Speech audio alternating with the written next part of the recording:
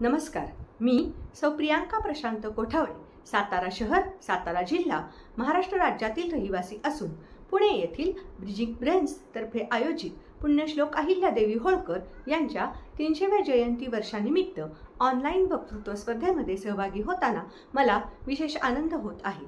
मी आज स्त्री, सत्ता आणि अध्यात्म पुण्यश्लोक अहिल्यादेवी होळकर यांचे अद्वितीय नेतृत्व या विषयावर बोलणार आहे। यदा यदा हि धर्मस्य ग्लानिर्भवति भारत अभ्युत्थानमधर्मस्य तदात्मानं सृजाम्यहं परित्राणाय साधूनां विनाशाय च दुष्कृतां धर्म संस्थापनार्थाय संभवामि युगे युगे। भगवान श्रीकृष्णांच्या या वचनानुसार अधर्माच्या विनाशासाठी आणि धर्माच्या उत्थापनासाठी महाराष्ट्रातील अहमदनगर म्हणजेच आत्ताच्या अहिल्यानगर जिल्ह्यातील चौंडी गावच्या मुशीत आणि सीना नदीच्या कुशीत 31 मे 1725 रोजी माणकोजी शिंदे आणि सुशीला देवी या आदर्श गृहस्थाश्रमींच्या उदरी एक कन्यारत्न जन्मास आले। होय होय, हेच ते कन्यारत्न ज्यांनी राज्ञीपणाचा कोणताही अधिकृतपणे उपचार धारण केलेला नसतानाही राज्ञीपद सर्वार्थाने समर्थपणे भूषवले त्या या भूतलावरील राज्ञी लोकमाता अहिल्यादेवी होळकर।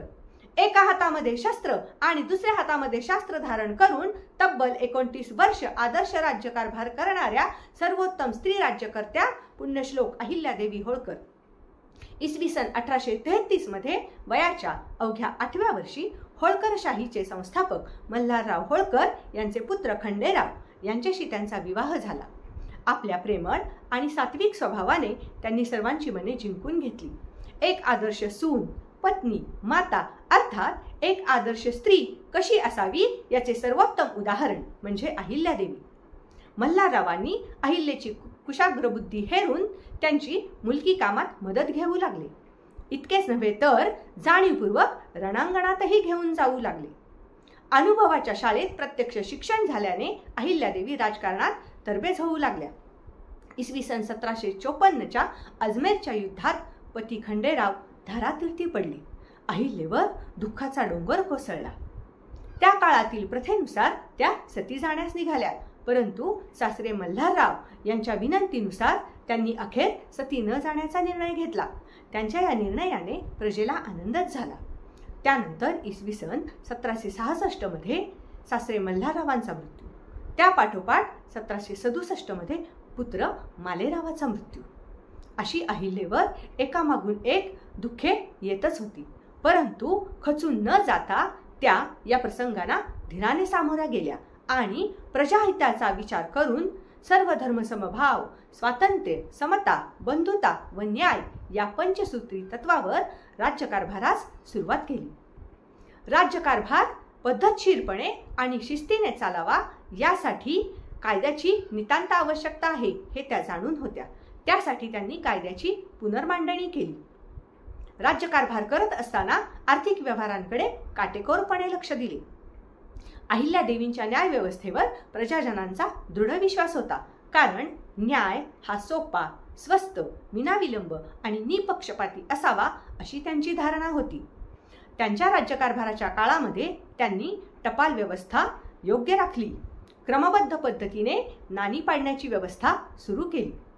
संरक्षण सिद्धता हाच स्वसंरक्षणाचा एकमेव मार्ग आहे हे त्या जाणून होत्या। त्या काळात 5000 महिला सैनिकांची फौज त्यांनी सज्ज ठेवली होती।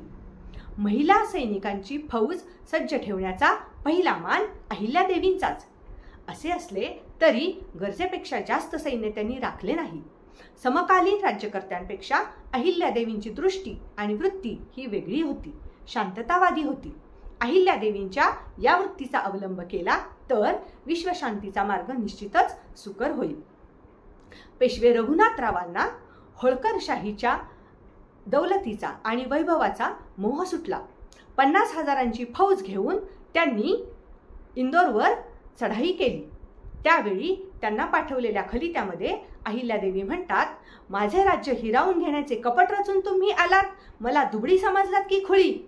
आता आपली गाठ रणांगणातच पडेल, मला अबला समजू नका। खांद्यावर भाला घेऊन उभी राहिले तर पेशव्यांना भारी पडेल।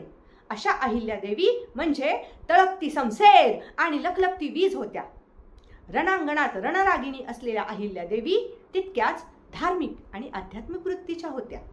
त्यांचे माता पिता धार्मिक आणि आध्यात्मिक वृत्तीचे असल्याने अध्यात्माचे सुसंस्कार बालवयातच त्यांच्यावर घडविले गेले आणि त्यातूनच सर्व धर्म समभावाचा आदर्श गिरवीत त्यांनी अनेक मंदिरे, मशिदे, दर्गे, विहारे बांधली. अनेक मंदिरांचा जीर्णोद्धार केला. त्यामध्ये काशी विश्वेश्वराच्या मंदिराचा प्रामुख्याने उल्लेख करावा लागेल. त्यांनी गोरगरिबांसाठी अन्नछत्र उभारली, धर्मशाळा बांधल्या. सासरे मल्हाररावांच्या मृत्यूनंतर त्यांनी संस्थांची राजधानी महेश्वर या ठिकाणी हलवली. तिथे असलेले मजूर, कारागीर, विणकर यांच्या हाताला काम मिळावे या दृष्टीने वस्त्र व्यवसाय सुरू केला आणि त्याचीच परिणती म्हणजे आज जगप्रसिद्ध असलेल्या महेश्वर साड्या. आज आपण ज्या लोकहितवादी, स्त्रीवादी राजकारणाची व्याख्या करू पाहत आहोत त्याची राजमाता जिजाऊंनी केलेली सुरुवात खऱ्या अर्थाने पूर्णत्वास नेली ती लोकमाता अहिल्यादेवींनी. शेवटी एवढेच म्हणावेसे वाटते, धन्य धन्य जगी अहिल्याबाई, धन्य धन्य कलियुगी अहिल्याबाई, गेली कीर्ती सांडून या भूमंडळाचे ठाई, गेली कीर्ती सांडून या भूमंडळाचे ठाई. अशा या अद्वितीय नेतृत्वास माझे विनम्र अभिवादन.